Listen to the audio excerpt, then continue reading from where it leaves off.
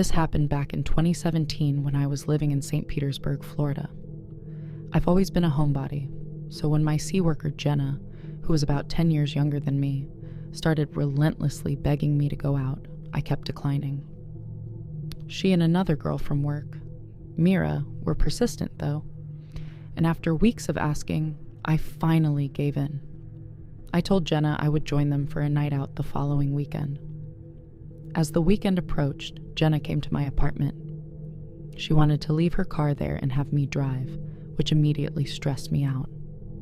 I had lived in St. Pete for 4 years, but since I rarely left my neighborhood, I knew nothing about local nightlife.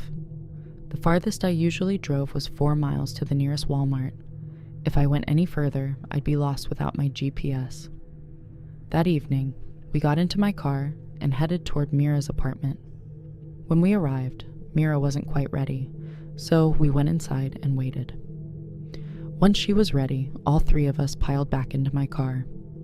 Since I was driving, Jenna had to navigate. We eventually ended up at a busy club.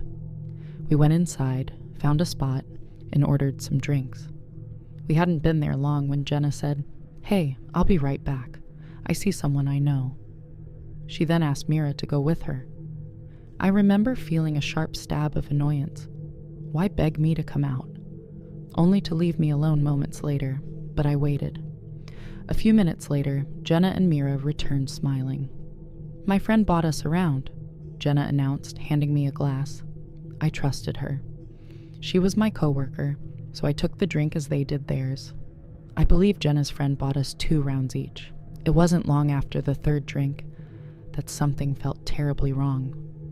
The room didn't spin, but a wave of thick, unsettling dread washed over me. I turned to Jenna and insisted we have to go now. The next few hours are a blur. I don't remember leaving the club, but apparently we did. The first thing I recall clearly is sitting outside Mira's apartment complex, still in the driver's seat of my car. I heard Jenna and Mira talking, and whatever they said, some combination of words I can't recall to this day, instantly triggered my fight or flight response. I didn't need to understand the words. My gut knew I was in danger. I slammed the car into drive and sped away. Whatever had been slipped into my drink was powerful. I wasn't a lightweight, and I'd only consumed 3 club drinks, which are often watered down. I was driving all over St. Pete, unable to focus, simply trying to figure out how to get home. But my mind was completely scrambled. At one point, I stopped at a red light. Suddenly, 2 figures appeared at my window, and then someone was pulling my car door open. I was in total shock. My car doors automatically locked the second I put the vehicle in gear. I still have no idea how they managed to open it. 2 strange men were actively pulling the door open, and the sight snapped me out of the mental fog, just enough for me to hit the gas and flee the intersection. After that moment of sheer terror, the memory vanishes again. The next thing I remember, I was sitting in my car parked near a row of quiet homes. I was staring blankly at my phone, trying desperately to figure out how to operate it. But the drug had made me so paranoid and confused that the simplest action felt impossible. I looked around, saw no one, and convinced myself I was safe for the moment. I reclined the seat and fell into a deep, drug-induced sleep. I woke up around 5 a.m. with the drug wearing off. I was finally able to use my phone. I put on the GPS and drove straight home, collapsing into bed immediately. I woke up again around 11 a.m. to 20 missed calls, mostly from Jenna, but a few from a concerned friend. When I called Jenna back, she was frantic, demanding to know where I went. "What do you mean?" I retorted. "Your friend spiked my drink, and I wasn't sticking around to find out what was going to happen next, football," I told her. Jenna then let slip a chilling line, "Where the spiked drinks weren't meant for you." That casual admission was all the confirmation I needed that she was involved. She quickly told me that she would stop by later to pick up her vehicle. Before she arrived, the memory of those 2 guys opening my door returned with jarring clarity. Had it been a hallucination, or was it real? I went outside to check my car, and there it was. The plastic casing of my driver's side door handle was completely missing. Whoever had been holding on to that handle when I sped away must have ripped it right off. The physical damage confirmed that the terror I felt wasn't a delusion. Someone had tried to get into my car while I was drugged, driving alone, and vulnerable. I was furious that Jenna had put me in such a predicament. I never spoke to her again. The moral of this terrifying story is simple, and it's the only reason I'm still here. Always trust your instincts. Your gut feelings are always right.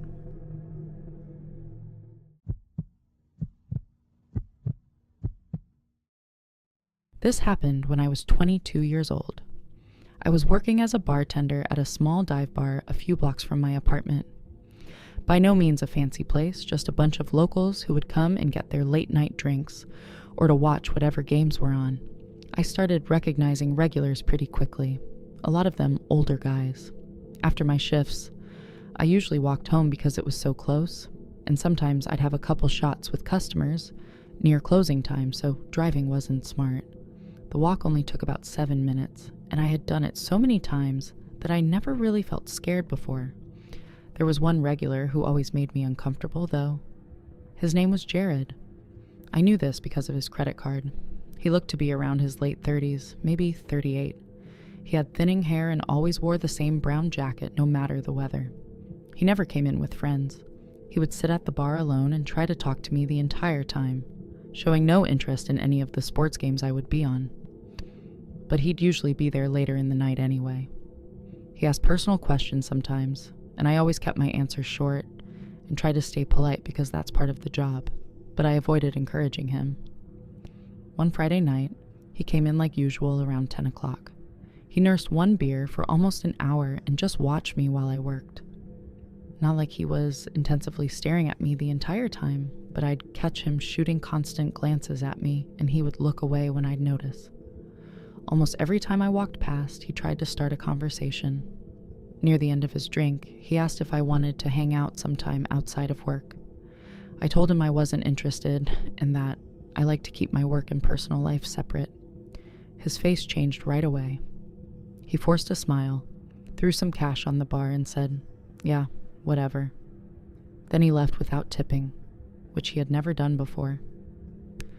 I remember feeling relieved he was gone, but also a little uneasy about how fast his mood shifted. My shift ended at midnight. The other bartender came in to take over, and I counted my tips, grabbed my hoodie, and headed out the front door. The street was quiet like it usually was that late. I had just turned onto the next block when I heard someone say my name. It made my stomach drop right away. I turned and saw Jared standing near a lamppost. I didn't even hear him walk up. He gave a small wave and started walking toward me. I stopped but kept some distance. He apologized for storming out earlier and said that he tends to just get nervous. I told him it was fine, but that I really needed to get home. He nodded and said, "I just wanted to ask one more time if I could get your Instagram or Snapchat or something. I promise I won't bother you." I told him I don't use social media. He stared at me for a second, then smiled in a way that made me uncomfortable. He said, "That's weird because I've seen you on Instagram at the bar before." My heart started pounding because now he was directly confronting me. I had no idea how he knew that. I just said, "Please leave me alone." Because at this point, he escalated things beyond comfort. He kept smiling and said, "Okay, have a good night." I turned and started walking again, trying to stay calm. After a few seconds, I thought I heard footsteps behind me. At first, I told myself I was being paranoid, but when I glanced back, I saw him walking the same direction about half a block behind me. I sped up a little, he sped up too. I slowed down, and he slowed down. It felt like a sick game, like he was some NPC in a video game programmed to match my speed. I kept walking toward my apartment building, hoping maybe he would turn off somewhere, but he didn't. When I reached my building, I crossed the street instead of going straight to the door. I stopped and turned around. He stopped too. He just stood there under a tree, mostly in shadow. I couldn't see his face clearly, but I could still somehow tell he was smiling a little. I yelled, "Why are you following me? I don't want to have to call out for help." He didn't answer. He just stood there stiffly. I blurted out, "My boyfriend lives with me. I'm going inside to get him right now." That was a lie. I lived alone. I turned and hurried to the front door of my building. I hurried and punched in the code for the building. The door buzzed and unlocked for a few seconds. Right as I pulled it open, I heard fast footsteps behind me. I looked back and saw Jared running toward the building. I ran inside and let the door slam shut behind me. I didn't wait to see if it latched fully. I just ran up the stairs to the second floor. My apartment was at the end of the hall. I could hear the main door downstairs push open aggressively, and then footsteps hitting the stairs hard and fast. He made it in. I fumbled with my keys at the door, almost dropping them. I could hear him getting closer, his shoes slamming against each step. I finally got the key in the lock and threw myself inside, slamming the door and locking it just as he reached the hallway. A second later, his whole body smashed into my door. The impact literally shook the whole door and wall. I screamed and backed away, grabbing my phone. He hit the door again, harder this time, like he was trying to break it down. Then I heard another door open in the hallway and a man's voice yell, "What the hell are you doing?" The banging stopped. There was silence for a second, then footsteps quickly moving away. I looked through the peephole and saw my neighbor, an older guy who lived across from me. He was standing in the hall looking confused and angry. Jared was already halfway down the stairs, not saying a word. My neighbor knocked gently and asked if I was okay. I opened the door a crack, shaking and crying. I told him everything while he stayed in the hallway with me. He said he had heard the banging and thought someone was trying to break in. I called the police, and they came that night and took everything very seriously. I gave them Jared's name from his credit card at the bar, and the building owner pulled the camera footage that showed him running in after me. My boss gave them the bar footage too. The next day, an officer called me and told me they had identified him as Jared Perez and that detectives were sending the case to the prosecutor. It would be treated as stalking and unlawful entry because he chased me into the building and tried to force my apartment door open. Hearing those words made everything feel even more real, but also a slight bit reassuring. I went to the courthouse the next day and filed for a restraining order. I had to tell a judge everything that happened, and they looked at the police report and the security video. The judge approved a temporary restraining order right away, and police served him with it soon after. I was told the prosecutor was moving forward with charges related to him trying to break into my apartment. I still worked at the bar for a while after that, but I stopped walking home alone at night. Even with the court order and the charges, I felt scared every time I came back to my building. I would check over my shoulder the whole walk and rush inside as fast as I could. Nothing like that ever happened again, but I never forgot this incident.